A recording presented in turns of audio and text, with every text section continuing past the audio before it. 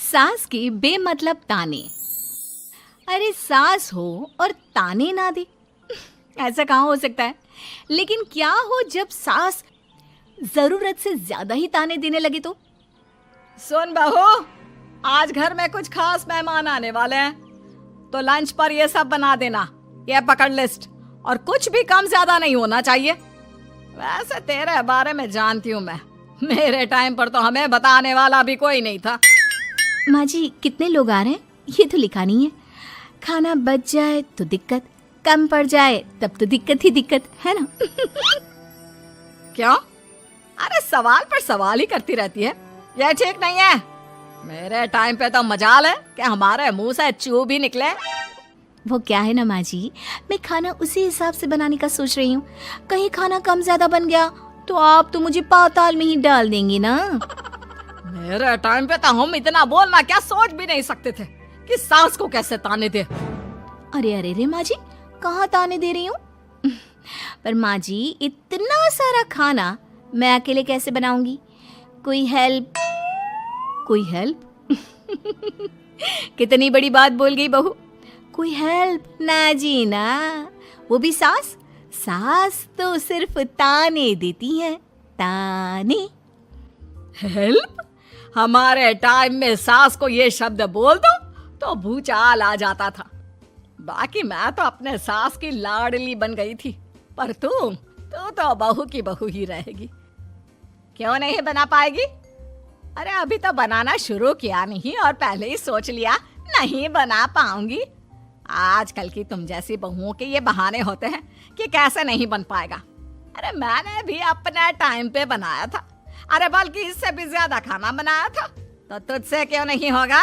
हैं? सब होगा जा। माँ जी मैं बना तो लूंगी, मैं बस इतना बोल रही हूँ कि अगर आप थोड़ी मेरी मदद कर देती तो। अरे अरे अरे, शर्म नहीं आती तुम्हें अपनी सास से मदद मांगते हुए? हमने अपने टाइम पर कभी अपनी सास से ऐसा नहीं बोला। सच में आजकल की लड़कियां तो बहुत ही छुई मुई सी होती हैं। जरा सा काम देखा नहीं कि बस पहले मदद मांगने दौड़ने लगती है। अरे अब ये सब बहाने नहीं चलेंगे। हाँ, जा जाकर खाना बना। हमारे टाइम पर हम ये करते थे, हमारे टाइम पर हम वो करते थे। हाय रे ताने। फिर शाम को। अरे बहू कहाँ चली गई? मुझे ये सामान पकड़ा जरा। हमारे टाइम पर मजाल है कि हम सास के साथ खड़े ना हो। हाय रे क्या करूं, बस कोमल तैयार हो जा ताने खाने के लिए। काश इस औरत के समय में मैं होती तो देखती ये क्या क्या करती थी अपने टाइम पर। माँ जी यही हूँ, बस चिंटू को पढ़ाना था। अरे हमने भी बच्चे पढ़ाए हैं हमारे टाइम पर, चिंटू को बाद में पढ़ाना। जा पहले वो कर जो कहा है। बहू बेचारी क्या करती, बच्चे को छोड़कर लग जाती है सास के साथ। हमारे टाइम पर ना। फिर तो सास बोली जा रही थी और बहू सुनी जा रही थी। अगले रोज। क्या हो गया चिंटू, क्यों रो रहा है?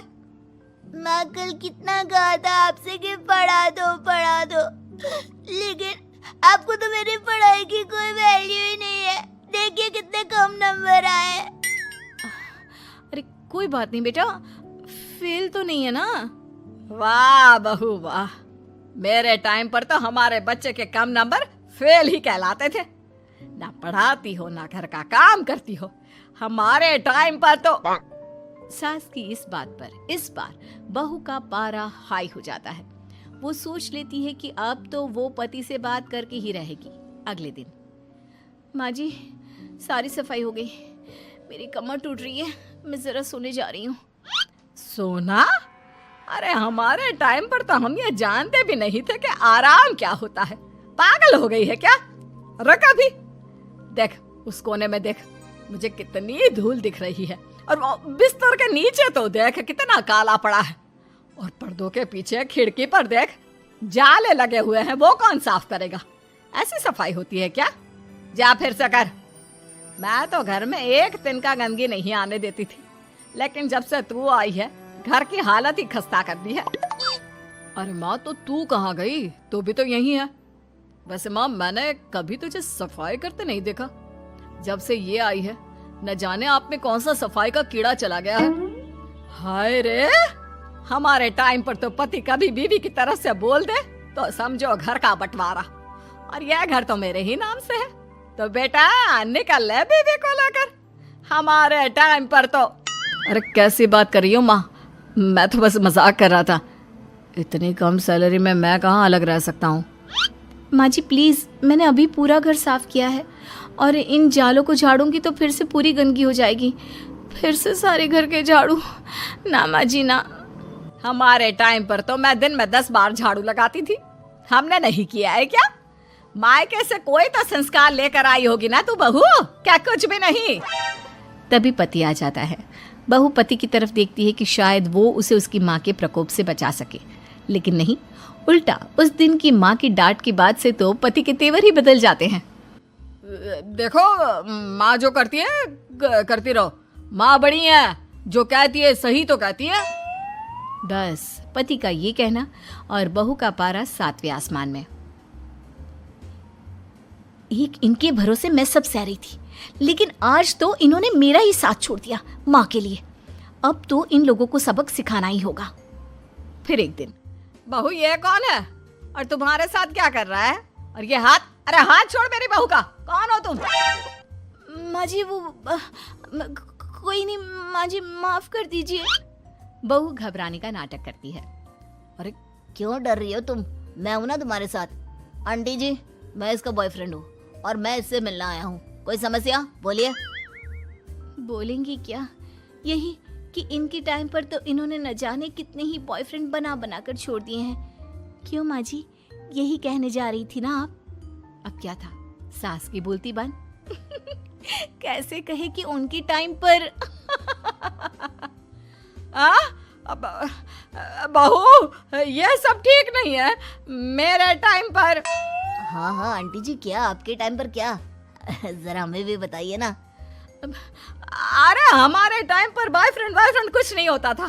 सास की आंखों की शर्म होती थी। अरे पति के अलावा किसी और से बात भी नहीं करते थे हम लोग। ये क्या चल रहा है बहू? चल क्या रहा है आंटी? ये तो परेशान है आपके घर में आकर। आप हर बात पर इसे सुनाती रहती हैं, ताने माने। अब इससे बर्दाश्त नहीं होते तो मैंने सोचा क्यों ना मैं इसे अपने ही घर ले जाऊं, कम से कम आराम से तो रहेगी। वाह रे, हमारे वक्त में तो ऐसा नहीं होता था कि सास के ताने बर्दाश्त नहीं तो किसी और के साथ चली जाओ। अब नहीं होता तो नहीं होता माँ जी। मैं भी तो कल को अपनी बहू को कुछ अपने वक्त की सुनाऊंगी ना कि सास के ताने समझ में नहीं आ रहे थे अपने वक्त में, तो मैं अपने बॉयफ्रेंड के साथ चली गई। वाह, फिर तुम्हारी बहू को समझ में आएगा कि तुम कितनी मॉडर्न थी अपने वक्त में। अरे चुप, बिल्कुल चुप। क्या बकवास कर रहे हो तुम दोनों? तो क्या करे, पति को तो अपने घर की लालच दे रखी है, वो तो मेरे लिए बोलते नहीं, तो किसी के पास तो मैं रहूं ना शांति से। तभी पति आ जाता है। नहीं, दूसरा घर तो मैं ले सकता हूँ, लेकिन दूसरी बीवी नहीं। माँ वो कितने ताने सहेगी? मुझे मेरी गलती का एहसास हो गया है। चलो हम कहीं और रहेंगे। अरे नहीं, हमारे जमाने में। फिर माँ जी? मतलब मैं कैसे रहूंगी तुम लोगों के बिना? बहू मुझे माफ कर दे। ओके, कर दिया माफ। अच्छा ये तो बताओ कि ये लड़का कौन है? मैं इसकी मौसी का बेटा हूँ, मिलने आया था। अच्छा दीदी, बाय। समधी की शादी। इस कहानी की हीरोइन गंगा है, जो अपनी समधन की मौत के बाद अपने समधी के अकेलेपन को समझते हुए समधी की दूसरी शादी करवाती है। लेकिन उसकी बहू इस बात से बिल्कुल खुश नहीं होती। मुझे लगता है आपको शादी कर ही लेनी चाहिए। आपकी इस उम्र में ख्याल रखने वाला भी तो कोई होना चाहिए ना। वैसे भी आपकी इकलौती बेटी थी, वो भी हम ले गए। अरे इस उम्र में शादी, लोग क्या सोचेंगे और कैसे कैसी बातें बनाएंगे कि जिस उम्र में इसे अपने पोते पोते को गोद में खिलाना चाहिए, उस उम्र में ये शादी कर रहा है। ऊपर से नव्या क्या सोचेगी मेरे बारे में कि माँ को गए हुए 1 साल भी नहीं हुआ और पापा ने दूसरी शादी कर ली। मुझे नहीं लगता इस शादी से नव्या को कोई परेशानी होगी। उल्टा उसे खुशी मिलेगी कि उसकी गैर मौजूदगी में उसके पिता का कोई ख्याल रखने वाला है। क्यों नव्या, सच कहा ना? हाँ मम्मी जी, आप सही बोल रही हैं। ये बोलकर वो अंदर चली जाती है। लीजिए, अब तो आपकी बेटी ने भी हाँ बोल दिया। रही लोगों की बात, तो लोग तो कभी किसी की खुशी देखकर खुश हो ही नहीं सकते। अगर आप लोग खुश रहेंगे तब भी वे बातें बनाएंगे, और अगर आप दुखी भी रहेंगे तब भी बातें बनाएंगे। इसलिए अच्छा यही होगा समधी जी कि आप उनके बारे में सोचना छोड़ ही दीजिए। समधी को सास की बात सही लगती है। वो भी सोच लेते हैं कि बच्ची जिंदगी के लिए कोई हमसफर बना ही लेंगे। आप ठीक बोल रही हैं। जब मेरी प्यारी बिटिया नव्या और उसके ससुराल वालों को मेरी इस उम्र में दूसरी शादी से कोई दिक्कत नहीं, तो परेशानी कुछ है ही नहीं। ऐसे ही सास समधी की दूसरी शादी करवाती है और फिर समधी के घर आ जाती है बहू की नई माँ। कुछ दिनों के बाद बहू अपने मायके अपने पापा और नई माँ से मिलने आती है। मेरा बच्चा कितने दिनों बाद मुझसे मिलने आई है। इधर बैठ, मैं तेरे लिए कुछ अच्छा सा बना कर लाता हूँ। तेरे फेवरेट पास्ता खाएगी ना? पापा आप क्यों? वो कहाँ है? उनसे बोल दीजिए। आप मेरे ही पास बैठकर बातें कीजिए ना। उन्हें क्यों लेकर आए? कोई चैरिटी थोड़ी ना कर रहे हैं। इस उम्र में घर मिल गया, और क्या चाहिए? तभी नई माँ घर में आती है। बेटी की बात सुन रही होती है और सुनकर बहुत दुखी हो जाती है। वो अच्छा, तुम्हारी नई माँ वो जरा किसी काम से बाहर गई हुई है, आती होगी। मैं तब तक तेरे लिए कुछ अच्छा सा बना कर लाता हूँ। ठीक है पापा। लगता है नई माँ के पैर बाहर ही रहते हैं, और आपको ही बनाकर खिलाना था तो क्या करे, छोड़िए। ये बोलकर वो घर में घूमने लगती है और चीजों को देखती है। इनको घर में आए हुए थोड़े दिन नहीं हुए और ये घूमने भी जाने लगी है, वो भी पापा को घर में अकेला छोड़कर। आने दो, एक बार इनकी खबर लेती हूँ। वैसे घर को तो बड़ा सजा कर संवार कर रखा है। चलो, ये तो खूबी है, कम से कम पापा को साफ घर का शौक भी है। इतने में नई माँ घर में आती है। अरे नव्या बेटा, तुमने पहले बताया होता तो मैं जल्दी घर आ जाती। तुम्हें नहीं पता मुझे तुमसे कितनी सारी बातें करनी है। कैसी हो बेटी? बेटी? हाँ, वैसे अब तो मैं आपकी बेटी हो ही गई हूँ, ना चाहते हुए भी। खैर, आप गई कहाँ थी? शादी हुए कुछ दिन भी नहीं हुए और आपने घूमने जाना भी शुरू कर दिया। पापा का ख्याल रखने के लिए शादी करवाई है आपकी, जानती है ना आप? नव्या, ये तुम क्या बोल रही हो? मैं कहीं घूमने नहीं बल्कि एक दोस्त से मिलने गई थी। उसकी तबीयत थोड़ी ठीक नहीं, इसलिए वो क्या है ना, शादी के चलते उससे मिलना नहीं हो पाया तो आज चली गई। अच्छा, वो भी पापा को यूं घर पे अकेला छोड़कर? आपके लिए आपका ये परिवार ज्यादा जरूरी है या आपकी दोस्त? देखिए, ये ठीक नहीं है। इतने में पिता आ जाते हैं। अच्छा, तुम आ गए। आओ, चलो तीनों मिलकर बैठ के खूब सारी बातें करते हैं। माँ कुछ नहीं कहती, चुपचाप अंदर चली जाती है। ऐसे ही बहू जब भी अपने मायके आती, अपनी नई माँ से ऐसे ही बात करती। नई माँ बहू के इस बर्ताव से परेशान होकर उसकी सास को बताती है। देखिए माना, वो बेटी है, लेकिन मैंने भी शादी की है। वो बेटी कम, सास सा व्यवहार ज्यादा करती है। अब छोटी है तो कुछ कहना ठीक नहीं लगता। बाकी शादी का रिश्ता लेकर तो आप आई थी, इसलिए आपको बता रही हूँ। मैं शादी करके बहुत पछता रही हूँ। अरे परेशान ना हो, मैं बहू से बात करती हूँ। तभी थोड़ी ही देर में बहू ससुराल आ जाती है। बहू कहाँ थी अब तक? तुम्हें पता है क्या टाइम हो रहा है? अब माँ जी, मैं अपनी एक सहेली से मिलने गई थी, और माँ जी अभी तो 7 बज रहे हैं। अरे इतना लेट कोई घर आने का टाइम है? आज के बाद 6 बजे के बाद तुम घर आई तो तुम्हें घर में एंट्री नहीं मिलेगी। सास बहू के साथ बिल्कुल वैसा ही व्यवहार करती है जैसा वो अपनी नई माँ के साथ कर रही होती है। न जाने माँ जी को क्या हो गया है। मैं कितनी खुश थी कि मायके जैसा ससुराल मिला है।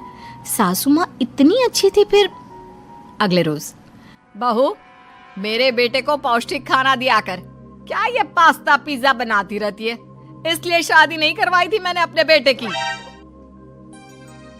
ठीक है माँ, मैं बना दिया करूंगी ऐसा खाना।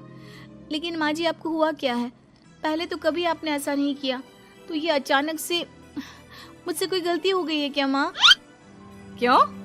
ऐसे नहीं बोल सकती। समझ ले, ये तेरी सास का हुक्म है।